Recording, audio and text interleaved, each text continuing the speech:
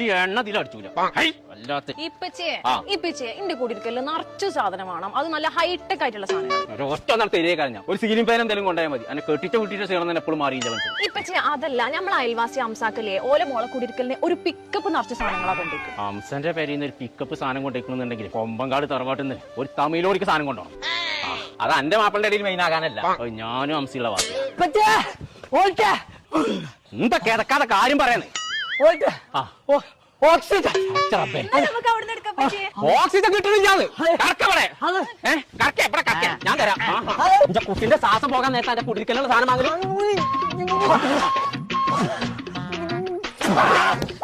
അതല്ല പഞ്ചായത്ത് ഓക്സിജൻ വന്നിക്കണോന്നാ ഞാൻ പറഞ്ഞേ.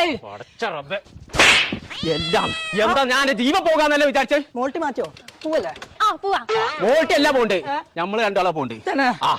പിക്കപ്പിന് സാധനം കൊണ്ടേക്കണല്ലോ, അതിന്റെ മേക്കപ്പ് നിക്കണം നമ്മള്. മൂപ്പര് മേക്കപ്പ് ഇട്ടിക്ക്? മേക്കപ്പ് ഇട്ടിക്കല്ല, വണ്ടി എടുക്കാൻ കുഞ്ഞപ്പ മഞ്ചേരിക്ക്. അതല്ല ഓക്സിജൻ മഞ്ചേരി വന്നത് ഞാൻ കിട്ടില്ലല്ലോ. എന്റെ പുതിയാപ്പളുടെ പേരേക്ക് വിളിച്ചാളാ ഒരു സാധനം വാങ്ങണ്ടാന്ന്. ഫുള്ള് കോയേറ്റു സാധനത്തിന്റെ പീറാൻ കെടുത്തില്ല.